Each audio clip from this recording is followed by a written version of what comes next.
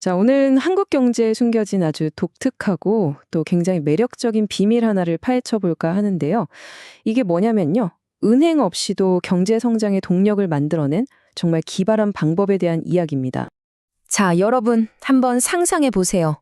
만약 2년 동안 월세를 한 푼도 안 내고 살 수 있다면 어떨 것 같으세요? 정말 꿈 같은 이야기 아닌가요? 그런데 이게 과연 어떻게 가능할까요? 믿기 어려우시겠지만 이게 진짜 현실이라는 겁니다. 바로 한국에서요. 지금 이 순간에도 수백만 명의 한국인들이 바로 이렇게 살고 있거든요. 자, 지금부터 이 정말 독특한 시스템의 비밀을 저와 함께 파헤쳐 보시죠. 그런데 이 놀라운 제도를 제대로 이해하려면요.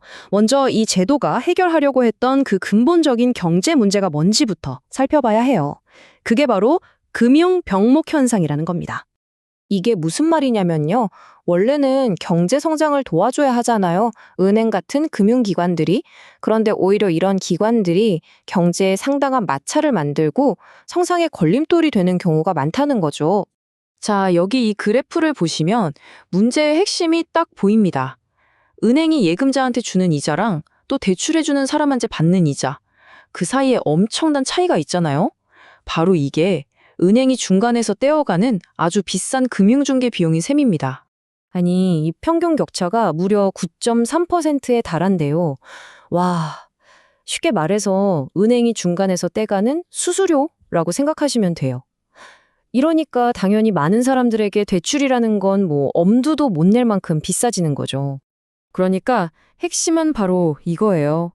아무리 좋은 사업 아이디어가 있어도 돈을 구할 길이 막혀버리니까 결국에는 경제 발전 전체의 발목을 꽉 잡는 아주 심각한 장애물이 되어버린다는 겁니다. 자, 바로 이 지점에서 한국의 정말 기가 막힌 해결책이 딱 등장합니다. 앞에서 길게 설명했던 이 금융 문제를 해결하기 위해 탄생한 아주 혁신적인 시스템. 네, 바로 전세입니다. 전세 개념은 아주 간단해요. 세입자가 꽤 큰 목돈을 집주인한테 맡기는 거예요.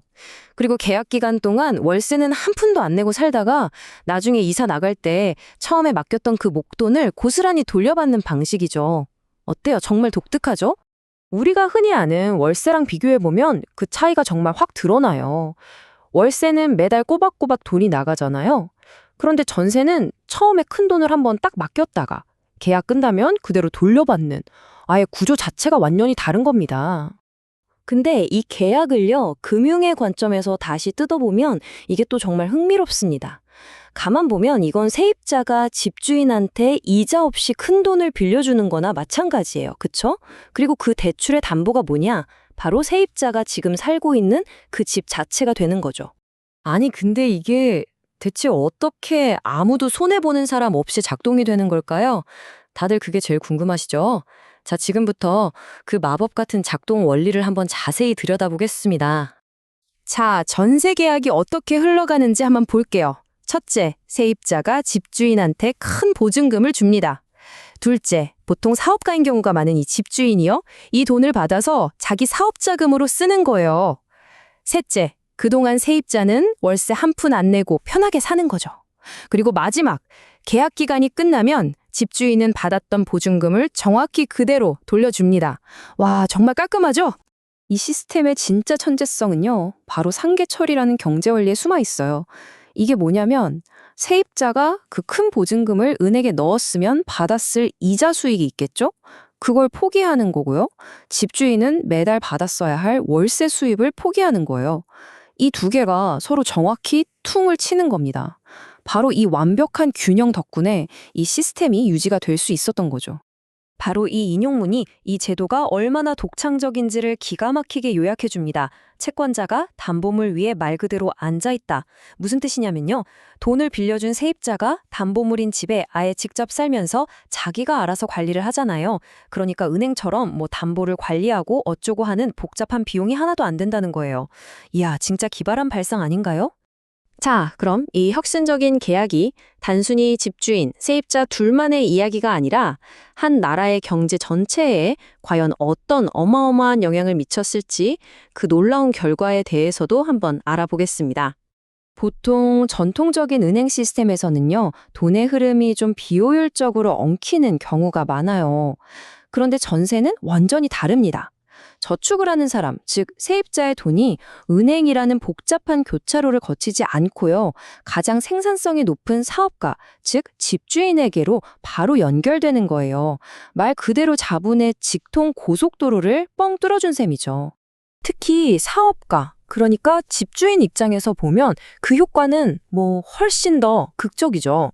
은행 가서 막 높은 이자 내가면서 돈 빌릴 필요 없이 이 전세라는 제도를 통해서 아주 훨씬 저렴한 비용으로 사업 자금을 마련할 수 있게 된 거니까요. 네, 바로 이겁니다. 결론적으로 전세는 그냥 단순한 주택계약 그 이상이었던 거예요. 비효율적인 은행 시스템을 멋지게 우회해서 자본을 필요한 곳에 직접 연결을 줌으로써 한국의 그 놀라운 경제성장을 가능하게 했던 숨은 엔진이었다고 할 수 있겠습니다. 자, 그럼 이제 마지막으로요. 이렇게 독특한 시스템이 왜, 어떻게 유독 한국에서만 번성할 수 있었는지, 그리고 우리가 이 이야기에서 어떤 교훈을 얻을 수 있는지 한번 정리해 보도록 하죠. 이 전세라는 게 결코 그냥 우연히 뿅 하고 나타난 시스템이 아니에요. 당시 미성숙했던 금융 시스템, 또 사업가 기질이 다분했던 집주인들, 그리고 나라 전체가 막 폭발적으로 성장하던 시기, 여기에 전통적인 주택담보대출은 거의 없었고 세입자를 보호하는 법은 또 강력했죠. 이 모든 독특한 조건들이 정말 기가 막히게 맞아떨어졌기 때문에 가능했던 거의 기적 같은 일이었던 겁니다. 물론 집값이 보증금보다 떨어지는 깡통 전세라든지 집주인이 파산하는 그런 위험이 아예 없었던 건 아니지만 이런 특별한 환경 속에서 전세는 정말 그 빛을 발했던 거죠. 그래서 우리가 이 이야기에서 얻을 수 있는 가장 큰 교훈은 바로 이겁니다. 때로는 아주 복잡해 보이는 경제 문제의 해답이요, 저기 멀리 있는 거창한 외부 모델이 아니라 바로 그 사회의 필요와 환경에 딱 맞춰서 자생적으로 생겨난 우리 고유의 지혜 속에 있을 수 있다는 사실입니다. 자, 이제 이 모든 이야기를 마무리하면서 여러분께 질문 하나를 던져보고 싶습니다.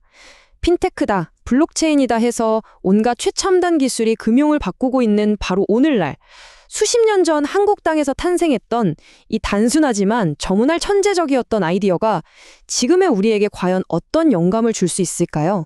한 번쯤 깊이 생각해 볼 만한 문제 아닐까요?